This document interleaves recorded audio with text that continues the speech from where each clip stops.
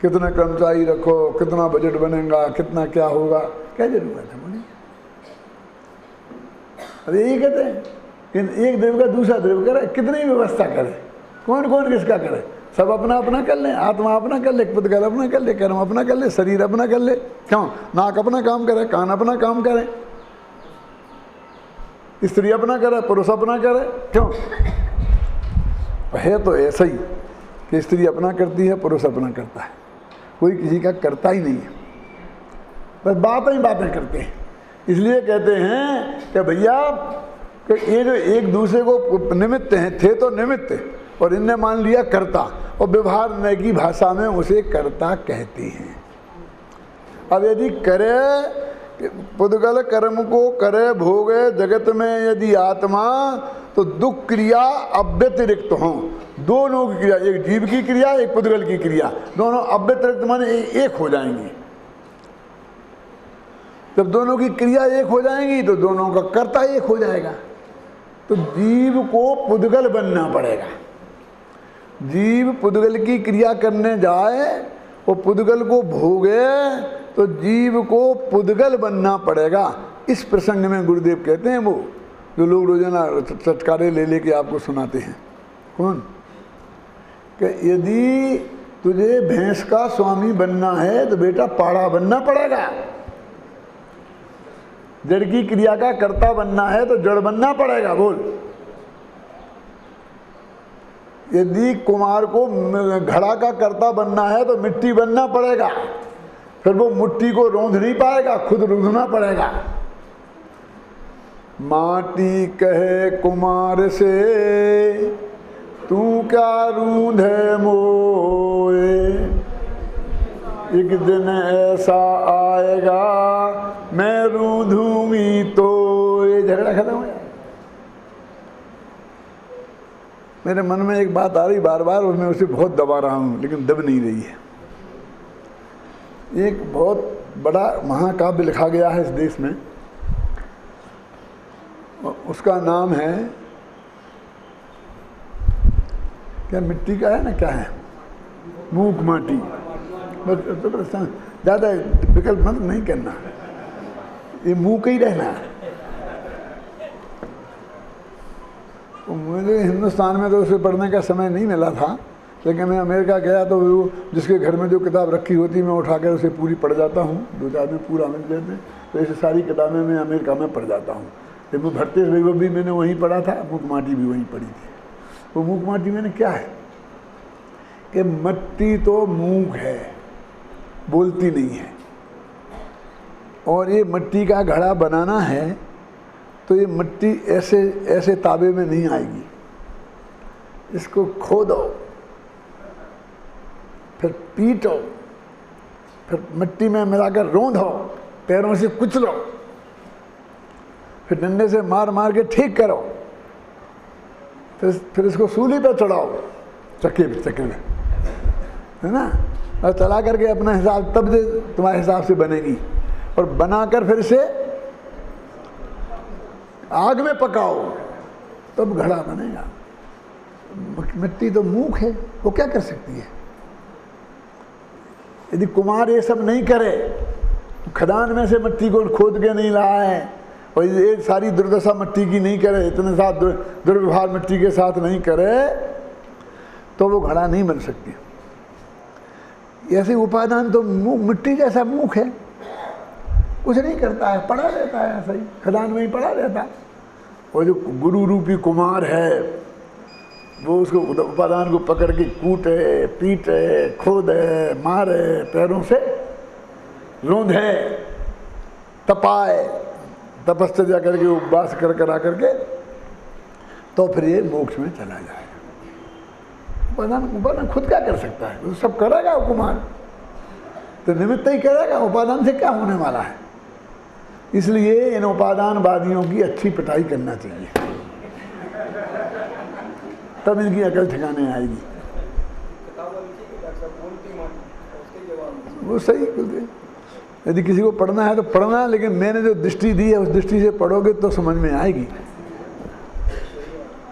जैसे गुरुदेव ने जो दृष्टि दी है उस दृष्टि से समय सार पढ़ोगे तो समय सार समझ में आएगा। और उस दृष्टि से नहीं पढ़ा तो कुछ समझ में नहीं आएगा। ये बात जितनी सत्य है ना उतनी ही सत्य है। एक एक कदम पर तुम्हें बड़ी परमात्मा पढ़ना एक दफा, तुम कभी हो ना पढ़ना। वो सिर्फ इसलिए ही लिखी गई, ये संदेश देने के लिए ही लिखी गई क्या कि निमित्त का क्या स्थान है, कार्य में उपादान का क्या स्थान है। ये उपादान के उपादान से ही सब होता, उपादान से ही सब होता। मिट्टी घड़ा का करता, मिट्टी के पागल हो गए हैं। अरे कुमार ने बनाई है, ऐसे ऐसा करके ऐसा करके बनाया। विद्यार्थी से पढ़ते हैं, पुराने जमाने में था अच्छी पिटाई होती थी, अब घबराना नहीं, हमारे यहाँ नहीं होगी पिटाई। मालूम पहले तो माँ बाप जाते थे स्कूल में, मालूम क्या बोलते थे कि मास्टर जी हड्डी हड्डी हमारी और चमड़ी चमड़ी तुम्हारी, लेकिन हमारा बेटा पढ़ लिख के होशियार बनना चाहिए। समझे इसका अर्थ के नहीं कि तुम इतनी पिटाई करोगे कि चमड़ी उधड़ जाए, तब तक हम तुमसे कुछ नहीं कहेंगे। इतना ध्यान रखना कि हड्डी ना टूट जाए।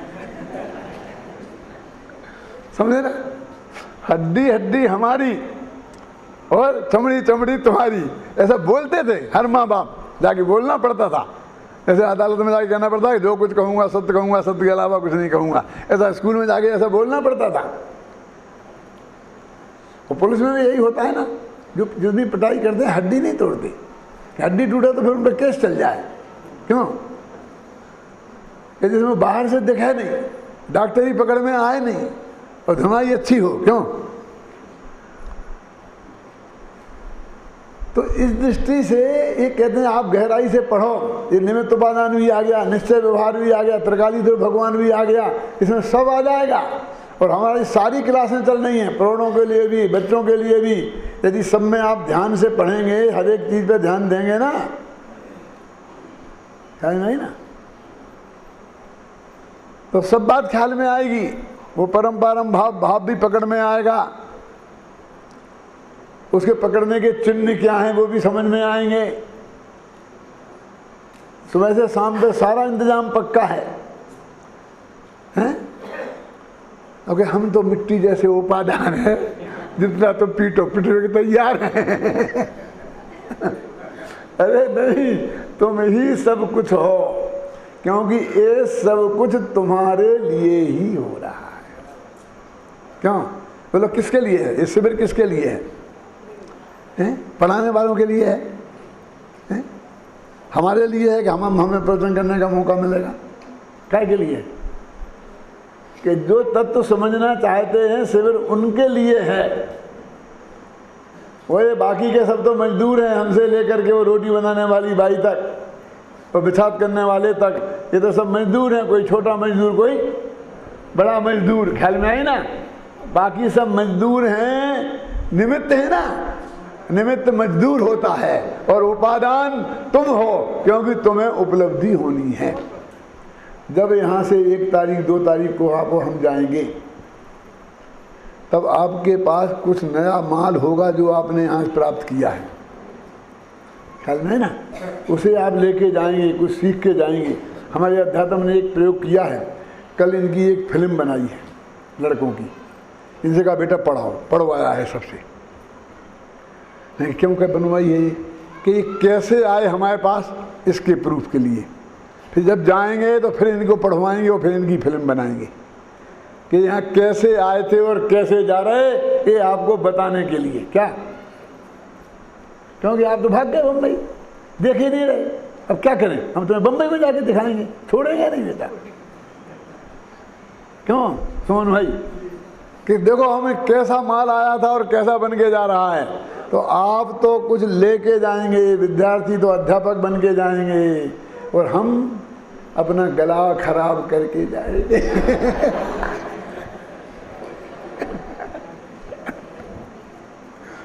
क्यों? हमारे लिए तो 43 में है भाई साहब, हमें क्या देखना उसका, हमें क्या सुनना है? हमारे तो रोम रोम में बस रहा है। हम तो आपको घर में बैठे बैठे बता दें कि आज 4था दिन है, तो आदर्श माचन अनुकरण माचन चल रहा होगा कि कौन से प्रश्नोत्तर चल रहे होंगे। हम वहाँ बता दें कि वहाँ क्या चल रहा होगा, क्या पढ़ाया जा रहा होगा।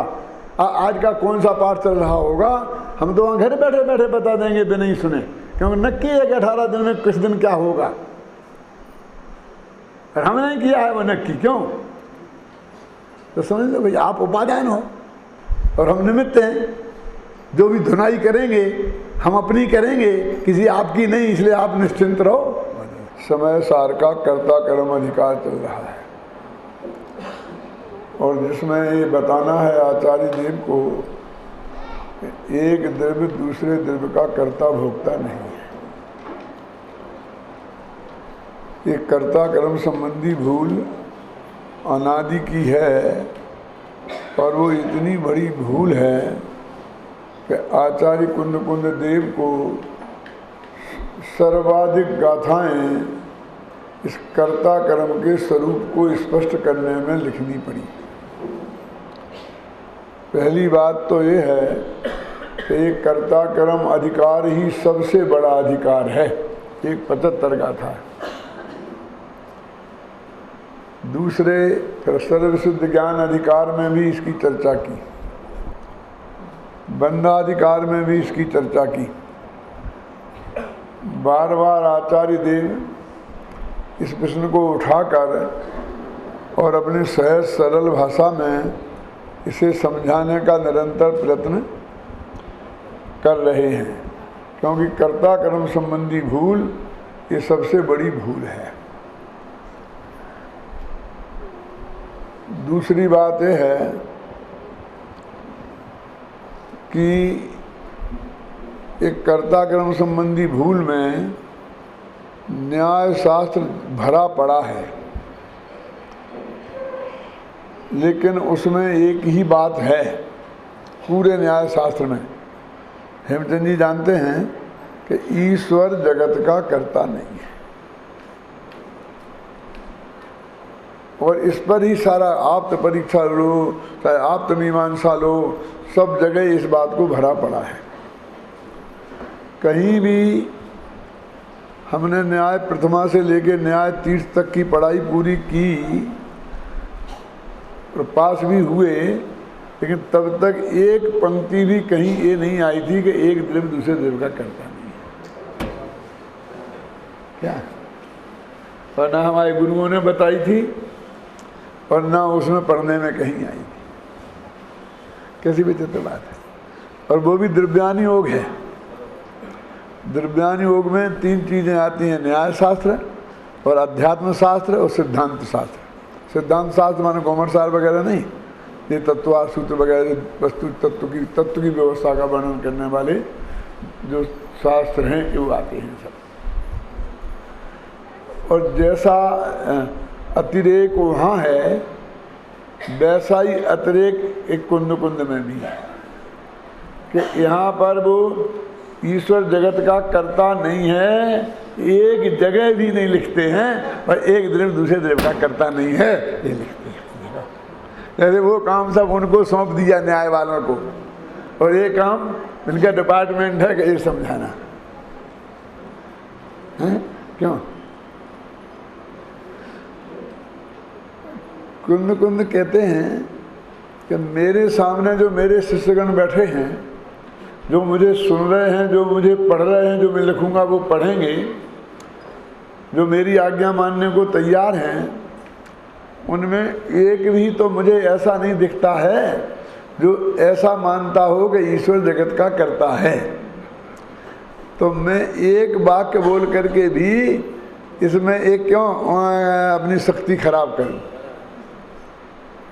ये सब ये मानते हैं कि ईश्वर जगत का कर्ता नहीं है।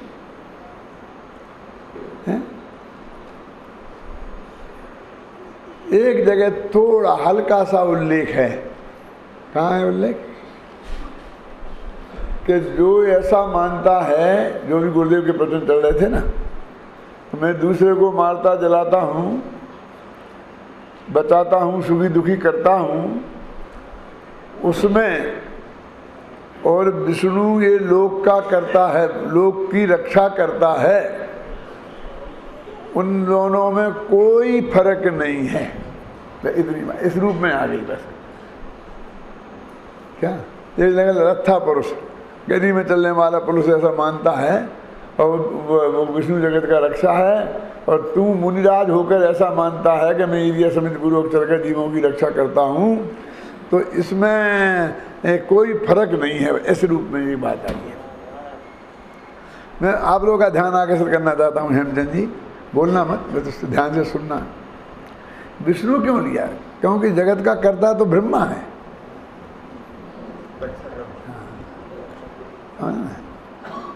कृष्ण में ही सारा उत्तर समाहित हो गया है क्या, कि प्रकरण वहाँ रक्षा करने का चल रहा है। कोई किसी को मार नहीं सकता और बचा नहीं सकता, बना नहीं सकता, ऐसी बात ही नहीं है। ब्रह्मा जी को क्या कोई याद करे, ये सब विष्णु बन के बैठ गए, इसलिए सब वैष्णव हैं।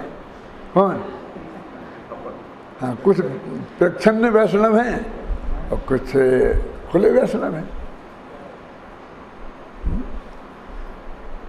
गुरुदेव इस बात को बहुत गहराई से और बड़े उसके साथ में बोल रहे थे, अभी आपने सुना होगा। तो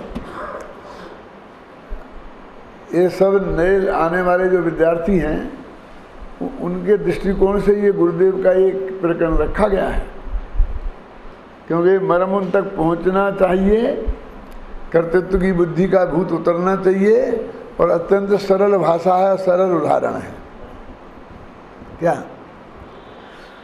और जो गाथाएं जो गुरुदेव बोल रहे हैं, जिनके आधार पर प्रतिपादित कर रहे हैं, उनकी बड़ी समस्या ये थी गुरुदेव की, कि जिस गुजरात की भूमि या काठियावाड़ की भूमि पर बैठकर ये बोल रहे थे, उस भूमि पर जीव दया नाम का सबसे बड़ा धर्म है, खासकर श्वेतांबर जैनों में। अरबों रुपया ये लोग इसमें हर साल खर्च करते हैं, और विदेशों में जाते हैं तो वहाँ पर एक ही बात है कि जीव दया के लिए पैसा इकट्ठा करो, बरसने लगता है वहाँ पैसा। कहाँ अकाल पड़ गया है, बरसात नहीं हुई है, गायों को घास चाहिए, तो गायों को घास देने के लिए, डालने के लिए, तो इन सब के लिए बहुत बहुत बहुत वो ऐसे वातावरण में कोई किसी को मार नहीं सकता, बचा नहीं सकता। तुम घास डाल के गायों को बचा नहीं सकते, ये बात कहना उनके लिए कितना, उनसे चारों तरफ घिरे हुए, और श्रोता भी लगभग उन्हीं में से आए हुए हैं, जिनके रोम रोम में ये बात बसी रही हुई है। वो कितनी कठिन काम थी, कितना कठिन काम था। इसलिए मैंने अभी मोक्ष मार्ग प्रकाशक का साल लिखा, तो उसमें एक पंक्ति लिखी है अंत में कि टोडरमल जी ने अपनी जान की बाजी लगाकर ये तत्व ज्ञान हमारे और आपके लिए सुरक्षित करके रख रखा है। 5वां अध्याय, 6वां अध्याय, 7वां अध्याय, इसमें जिस तरह उनने गीत मिथ्यात्व की धज्जियाँ उड़ाई हैं कि चारों तरफ शत्रु खड़े कर लिए, उसके बाद भी वो बचे रहते तो आश्चर्य होता। हाँ, ऐसा ऐसा लगा ना, नो द्वारे को पिंजरो तामे सुआ समाए, उड़वे को अचरज नहीं, अचरज है। किस तरह कहीं भी इसमें है। ये 9 दरवाजे खुले हैं ना, आँख कान नाक, और खुले हैं, और अंदर चेतना आत्मा रूपी तोता बैठा है, और तोता तो 1 सेकंड पिंजरे में नहीं रहना चाहता है, वो उड़ के भाग जाना चाहता है। और 9 ही दरवाजे खुले हुए हैं, तो फिर उड़ गया, माने कोई आदमी मर गया, इसमें कौन सा आश्चर्य है? ये जब तक नहीं मरा, आश्चर्य तो इसमें है। क्यों?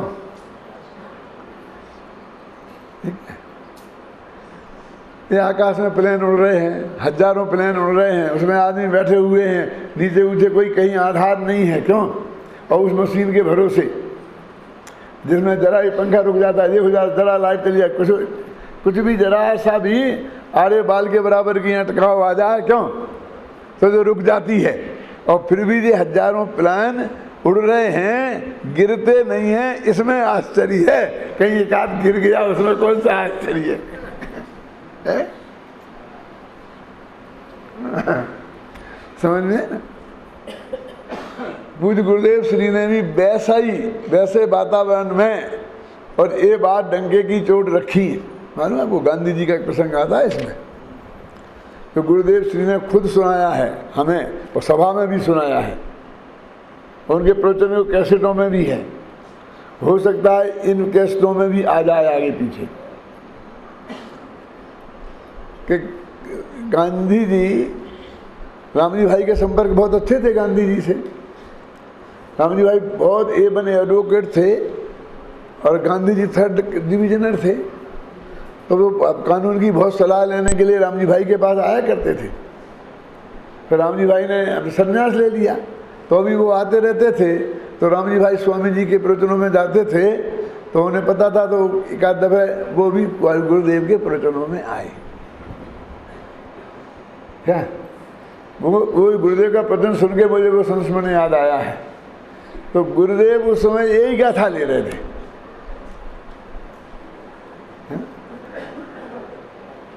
ये गाथाएं ले रहे थे। और कौन सी गाथाएं थी कि सो अमूढ़ो अन्नाणी रानू ए दो दुबिजेरी दो, जो ऐसा मानता है कि मैं दूसरे को मारता हूँ, जलाता हूँ, बचाता हूँ, सुखी करता हूँ, दुखी करता हूँ, वो मूढ़ है, अज्ञानी है, और ज्ञानी इससे विपरीत है। तो व्याख्या कर रहे थे, क्यों निज आयु क्षय से मरण हो, यह बात जिन वर ने कही, तुम बचा कैसे सकोगे जब आयु दे सकते नहीं, निज आयु से जीवित रहें, यह बात तुम मार कैसे सकोगे जब आयु हर सकते नहीं। कि जो उसके बीच में स्वामी जी को पता नहीं था कि गांधी जी आए हैं, बैठे हैं, उस वक्त गांधी जी इतने प्रसिद्ध भी नहीं होंगे और स्वामी जी के माथे पर छाए रहे, ऐसी बात नहीं होगी। तो स्वामी जी कहते रहे, जो ये कहता है मैं देश की सेवा करता हूँ, समाज की सेवा, वो तो रामजी भाई के लिए कहते, क्योंकि वे भी नेता थे। मालूम भारत आज़ाद हुआ था, उनको मुख्यमंत्री का ऑफर हुआ था गुजरात के, तो वो तो उनको समझाते थे कि मैं देश की सेवा कर सकता हूँ, देश को बचा सकता हूँ, देश को ये कर सकता हूँ, सुखी कर सकता हूँ, दुखी कर सकता हूँ। वो मूढ़ हैं, अज्ञानी हैं। पूरा व्याख्यान जम के जिसमें उन्होंने 10-20 बार मूढ़ अज्ञानी कहा होगा, और गांधी जी चुपचाप शांति से बैठे बैठे सुन लिए। और उन्होंने वो आकर के जब बाद में रामजी भाई से बात करी उनने, तो कोई साल 6 महीने बाद, तब नहीं, तब मिले, तो उन्होंने कहा कि तुम्हारे वो गुरु कहाँ हैं आजकल जो मुझे मूर्ख कहते थे। वो समझे कि आज मैं आया हूँ तो ये सारा व्याख्यान मेरे ऊपर ही हो गया है, रामजी भाई ने बता दिया होगा। क्या तो मैं गुरुदेव के मुख्य शब्द सुना रहा हूँ आपको, जो उन्होंने कहा कि मैंने तो गांधी जी के लक्ष्य से एक शब्द नहीं बोला था, मैं तो अपने उसमें देने के प्रवाह में बोल रहा था, राजकोट की घटना है, लेकिन उन्होंने अपने माथे पर ले लिया, ये शब्द उनके, उन्हें जबरदस्ती अपने माथे पर ले लिया और वो ऐसा बोले। तो उन्होंने रामजी भाई ने बहुत समझाया कि नहीं, आपके लिए कुछ नहीं कहा, आप समझे ना, वो तो उनका शहरी प्रकरण चल रहा था, ये है कि वो तो ठीक है, वो तो ठीक है, वो तो ठीक है।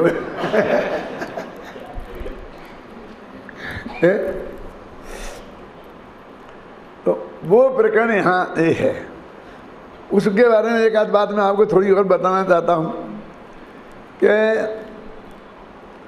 ये बंधनकार की गाथाओं में सबसे बड़ी बात यह है दिनेश भाई कि इसमें कुंद ने करुणा योग का सहारा लिया है। क्या? क्योंकि निज आयु कर्म के उदय से जिंदा रहता है और आयु कर्म के क्षय से मरता है, समय साथ तो ये नहीं कहता है। समय साथ के लिए तो आयु कर्म भी परद्रव्य है। जैसा तू नहीं किसी को मार बचा सकता, ऐसा आयु कर्म भी मुझे नहीं बचा सकता और आयु कर्म भी मुझे नहीं मार सकता। क्यों? समय साग के लिए तो दोनों ही परद्रव्य हैं और दोनों ही जड़ हैं, एक कार्यमान वर्णना है, क्या ख्याल में आए ना? इसलिए वो तो धर्म में तो ये स्वीकार नहीं है। और आगे उनने धुनाई भी करी है, अभी अभी अपने अपन जो गाथाएं पढ़ रहे हैं ना, इसमें ही आने वाली है क्या कि जीव आत्म गुण करे, कर्म आत्म गुण करें और आत्मा कर्म के गुण करें, ऐसा संभव नहीं है। ऐसा मानोगे तो दुख क्रियावादी मिथ्या दृष्टि हो जाओगे। देखो 86 में, यदि आत्मा जड़ भाव चेतन भाव दोनों को करे, तो आत्मा दुख क्रियावादी मिथ्या दृष्टि अब तरे। लेकिन वो इतना बड़ा सत्य है और जगत का इतना विशाल बहुमत उसके असत्य के पक्ष में है कि एक कोई ये बात सुनने को तैयार नहीं है कि तू जीव दया नहीं कर सकता और ये नहीं करना चाहिए। यहाँ भी जो गुरुदेव के इतना सुनने के बाद में भी यहाँ भी आप इसको यदि दृढ़ता से कहेंगे तो यहाँ से घर तक पहुँचना मुश्किल हो जाएगा। कैसे लोग समझाएंगे वो है तो ठीक, लेकिन लेकिन लेकिन इतनी लेकिन सामने आ जाएंगी कि हमें घर तक पहुँचना मुश्किल हो जाएगा। तो उन्होंने कहा भाई करुणा योग का सहारा लिए बिना काम नहीं चलेगा। क्यों? कि लोगों के हृदय में आत्मा का प्रवेश नहीं है, स्वीकृति नहीं, लेकिन कर्म की स्वीकृति है क्या? और अभी आपने प्रशिक्षण शिविर चल रहा है तो एक आध दिन में पढ़ाएंगे हमारे अध्यापक आपको क्या कि ज्ञात से अज्ञात की ओर जाते हैं, उदाहरण से सिद्धांत की ओर जाते हैं। क्यों? जो जगत को मान्य है उससे जो मान्य नहीं है उसकी ओर जाते हैं। भैया जिसने जैसे करे होंगे वैसे ही तो भोगने पड़ेंगे, वैसे ही तो भरेंगे, आगे कर्म बलवान है, ऐसा है वैसा है। तो कर्म की बात इसके दिमाग में जमी हुई है।